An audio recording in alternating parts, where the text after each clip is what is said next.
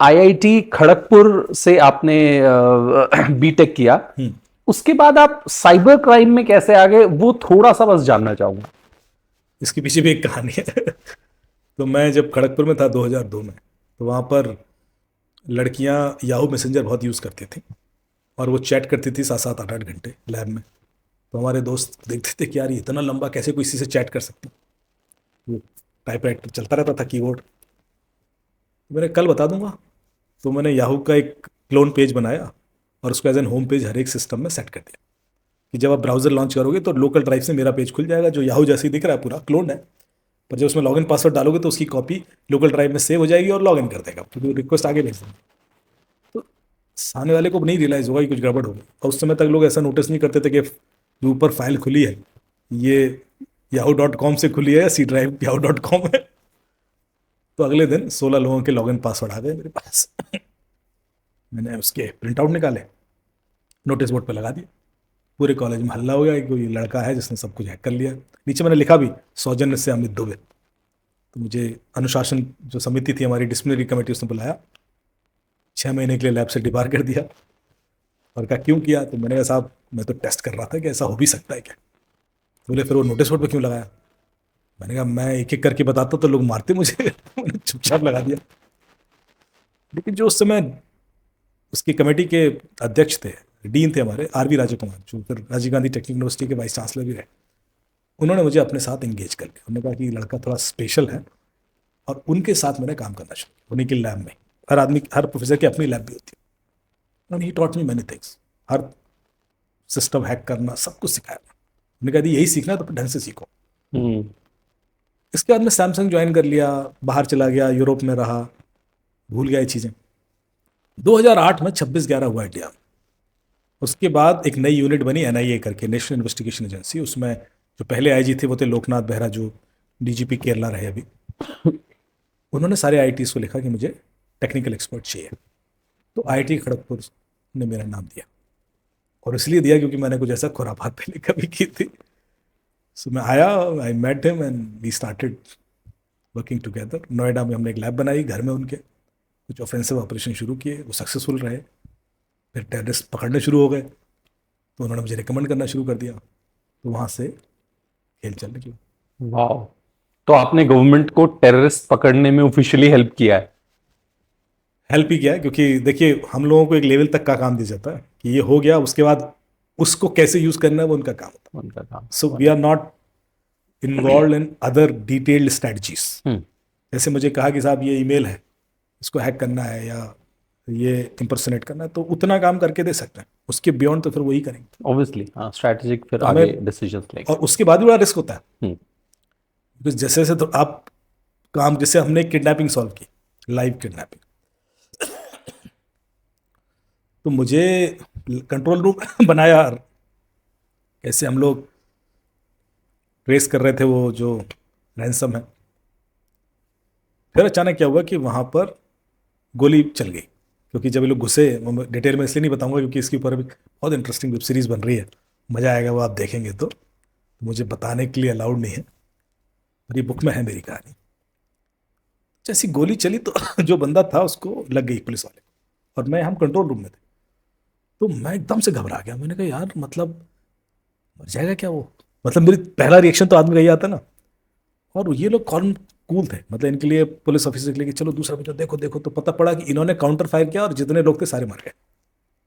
तो it has become much more difficult, क्योंकि victim जो जिसका किडनैप हुआ था वो हमारे पास है नहीं, जो रैंसम लिखे गए थे वो मार दिए। अब क्या करेंगे? क्योंकि ऐसा ना हो कि वो उसको मार दे। तो हम लोग जब रियल उसमें घुसते हैं तो समझ में आता है कि लोग कितना प्रेशर पर काम करते हैं। जब तक हम बाहर से देख रहे होते हैं इस चीज़ को, हम शायद उस ग्रेविटी को समझ ही नहीं पाते। क्योंकि अभी हमने देखा वॉर, हम में से किसी को समझ में भी नहीं आएगा कि जो बंदा वहां लड़ रहा होता है ना, वो किस मेंटल स्टेटस पर होता है। मैं तो एक छोटा सा इंसिडेंट दे रहा हूँ कि जबकि मैं तो दूर था, मैं तो था भी नहीं, सोची मैं वहीं होता कि मेरे, मैं भी उसी रेंज में हूँ, तब मेरा ब्लड लाइन कितना भाग रही होती मेरी बेटे, कुछ भी हो सकता है। You may not go back to your home, कुछ भी हो सकता है। तो मैं, जो मेरा कंट्रीब्यूशन जैसे आपने बोला बहुत छोटा मानता हूँ, नहीं नहीं, बहुत बड़ा कंट्रीब्यूशन है, किसी चीज को ट्रेस करना। हाँ, ट्रेस करने तक है, लेकिन उसके बाद जो होता है ना सर, मुझे पता पड़ता है क्योंकि फिर हम डिस्कस करते हैं तो बहुत सारी चीजें पता पड़ती है, लेकिन देन आई रियलाइज कि यार ये सिर्फ डेटा का खेल नहीं है। It's more than that. अच्छा सर, अभी आपने वॉर की बात करी, इंडिया पाकिस्तान का अभी एक तरह से वॉर के सिचुएशन में हम चले ही गए थे, और न्यूज में हमने पढ़ा था कि इंडिया ने पाकिस्तान के डिफेंस सिस्टम को 23 मिनट्स के लिए जाम कर दिया था, इट वाज नॉट ऑपरेटिंग। तो ये आपके वर्क से रिलेटेड? ओके, देखिए आज की डेट में कोई भी वॉर बिना साइबर स्पेस के होता ही नहीं। आपने को याद होगा कि जब इसराइल के ऊपर फिलिस्तीनियों ने अटैक किया और 5,000 मिसाइल्स गई, 5,000 थी, आप मैं नहीं, नंबर शायद मैं ऊपर नीचे कर जाऊं, जबकि उनके पास तो है एंटी मिसाइल सिस्टम है, ड्रोन जो होता है पूरा, जो ऑटोमेटिक डिटेक्ट करके डिस्ट्रॉय कर सकता है, नहीं कर पाए। क्यों? इसका मतलब है कि उस पीरियड के लिए वो सिस्टम नहीं काम किया। तो कोई भी ऑपरेशन जब होता है तो उसके पहले एक साइबर अटैक हो चुका होता है। ये स्टेप बाय स्टेप प्रोसेस ही है। जब तक आप उसका डिफेंस सिस्टम फेल नहीं करोगे, आपके सक्सेस होने के चांसेस कम होंगे। आप कर तो रहे हो लेकिन वो वेस्ट हो जाएगा। हमारा डिफेंस सिस्टम इंटैक्ट था, कोई भी मिसाइल उनकी सक्सेसफुल नहीं हुई। जब हम प्रयास करेंगे तो हम सबसे पहले उनका डिफेंस सिस्टम ब्रेक करने की कोशिश करेंगे, उसके बाद ही तो ऑफेंसिव होंगे। तो ये स्ट्रैटेजी हमेशा होती है। जब इसराइल जैसी सिक्योरिटी को गच्चा दे दिया, या सऊदी अरामको पे जब अटैक हुआ, तो वहाँ पर ड्रोन अटैक हुआ था। आपको याद है उनके जो जनरल, मिलिट्री जनरल को शायद शॉट किया था अमेरिका ने। सऊदी अरामको एक सऊदी यूएई के अंदर एक वो है, कंपनी है जो ऑयल फिल्ट्रेशन कंपनी, उनके पोर्ट पर अटैक हुआ था ड्रोन से। वो ड्रोन एक लेवल पर उड़ाए गए थे जो रडार से डिटेक्ट ना हो सके, और एक स्पीड में उड़ाए गए थे ताकि वो डिटेक्ट ना हो सके। तो वो उनका आपको कॉन्फ़िगरेशन पता होना चाहिए कि कौन सी चीज़ ऐसी है जो बाईपास की जा सकती है। तो पहले रिसर्च वहाँ हो रही थी। तब तो ऐसे तो ड्रोन डेली भेज सकते थे, वो कर सकते हैं अटैक, पर नहीं होता ना। Unless until you have done recce well, जो रिकॉनिसेंस है कि सामने वाले की स्ट्रेंथ वीकनेस का अंदाजा नहीं है, उसी के हिसाब से आपका अटैक वेक्टर तैयार होता है। तो इसी को स्मार्ट मूव बोलते हैं। जब वो जो पेजर ब्लास्ट हुए, सुना होगा आपने, लगातार 1,600-2,200 लोग मार दिए गए, पेजर ब्लास्ट हुए, और उसके बाद सोलर पैनल ब्लास्ट हो गया, उसके बाद वाइट वॉकी टॉकी ब्लास्ट हुआ। तो जब मेरा डिस्कशन हुआ तो मेरा आंसर यही था, मैंने कहा देखिए, पेजर ब्लास्ट होकर किसी की डेथ नहीं हो सकती, क्योंकि पेजर की बैटरी बड़ी छोटी होती है, 250 mAh या उससे भी कम। अब आने लगी 5,000 8,000 mAh बैटरीज। पेजर में वैसी कोई हैवी प्रोसेसिंग भी नहीं होती, क्योंकि एक मैसेज आना, डिस्प्ले करना। तो वो पेजर नहीं था, वो बम बनाया गया था। तो बैटरी नहीं थी, और बैटरी की जगह उसमें प्रॉपर RDX या कुछ ऐसा था जो ब्लास्ट होगा, और इसकी वजह से आदमी मरेगा। बैटरी ब्लास्ट होकर नहीं मरता आदमी, वो भी इतनी छोटी, घायल हो सकता है, मर नहीं सकता। तो it was not just pager hacking, it was complete supply chain hacking. और ये आसान इसलिए हो जाता है क्योंकि जब मुझे पता होता है ना कि सामने वाला ये वाली डिवाइस यूज़ कर रहा है, तो मेरे लिए तो आसान है ना। यही सबसे बड़ी मुसीबत बन गई। अच्छा, उन्होंने पेजर यूज़ किया क्यों? उनको लगा ये तो आउटडेटेड टेक्नोलॉजी है, हैक नहीं हो सकती, क्या करेंगे इसमें।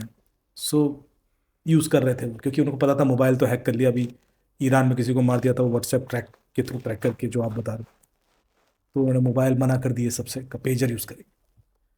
पर जैसे आप भीड़ से अलग होते हो, अब इसराइल को पता था कि पेजर बना कौन रहा है, ये कंपनी बना रही है, बैटरी कहाँ बन रही है, सप्लाई कौन करता है, ये करता है, लॉजिस्टिक कौन मैनेज करता है, ये करता है। तो वो स्पेसिफिक कंपनीज ही होंगी जो कर रही होंगी। There are not many options. अब उन्होंने बंदे इम्प्लांट करना शुरू किया कि पहले आप सॉफ्टवेयर के अंदर ग्लिच क्रिएट करो, बैटरी मैनिपुलेटेड करो, उसमें हमारी ये वाली बैटरी जानी चाहिए जिसमें RDX है, क्योंकि हर चीज़ बड़ी कोऑर्डिनेटेड थी, ऐसे रैंडम नहीं हो रहा था एक ही टाइम पर ब्लास्ट होना। मतलब कि मैं एक क्लॉक सेट करूंगा, उस क्लॉक के बेस पर सॉफ्टवेयर ट्रिगर करेगा और बैटरी ब्लास्ट कर जाएगी। And then not only pager, उसके बाद इस तरह की बैटरी सोलर पैनल में लगाएंगी, वो भी ब्लास्ट होंगे, उसके बाद वॉकी टॉकिंग भी लगाएंगे। So all this was possible because एक ही कंपनी थी जो ये सब कर रही। तो जैसे आपको यदि छुपना है, जैसे मैं इसको और सिंप्लीफाई करके बताऊं, जैसे लोग क्या करते हैं कि अपने आप को छुपाने के लिए ना वीपीएन यूज़ कर लेते हैं। तो वीपीएन क्या करेगा, आपको आईपी कहीं और कर देगा, वो सब थोड़ी मिस्टेक है। जैसे आप कोई ऐसी चीज़ यूज़ करते हो जो सिर्फ आप यूज़ कर रहे हो भीड़ में, फिर तो मैं आपको ढूंढ ही लूंगा। आप भीड़ में हो तब तक छुपे हो, तब तक मुश्किल है।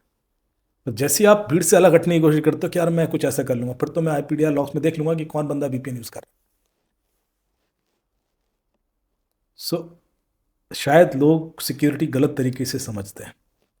Security is not getting exclusive devices, exclusive gadgets, exclusivity से नहीं आती। सिक्योरिटी आती है कि आप भीड़ का हिस्सा हो। और इसीलिए जब ट्विटर अक्वायर हुआ, 2 हफ्ते बाद हैक हो गया। FBI started the investigation and they arrested 3 kids. 17 साल का निमा फजेली ऑरलैंडो से, 19 साल का ग्राहम यूएन क्लार्क।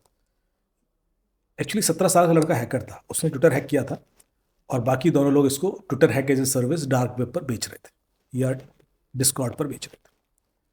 तो आप ये तो नहीं कह सकते कि ट्विटर के पास एंटीवायरस नहीं था इसलिए हैक हो गया, या फायरवॉल नहीं थे, या राउटर नहीं था, या गेटवे नहीं था, या इंट्रूजन प्रिवेंशन सिस्टम नहीं था, या इंट्रूजन डिटेक्शन सिस्टम नहीं था, या सिक्योरिटी ऑपरेशन सेंटर नहीं था, AI वेस्ट प्रोटेक्शन सिस्टम भी थे, सब कुछ था।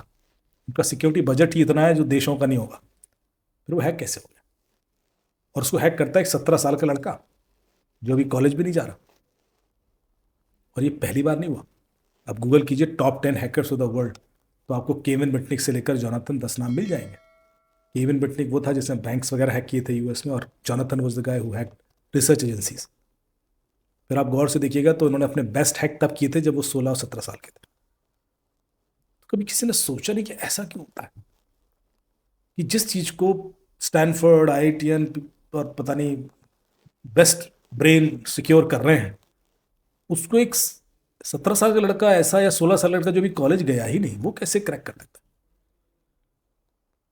यहाँ पे भी आपने देखा होगा इंडिया में जितने ये जामताड़ा बेस्ड क्रिमिनल गैंग है, सब टीनेज बच्चे हैं।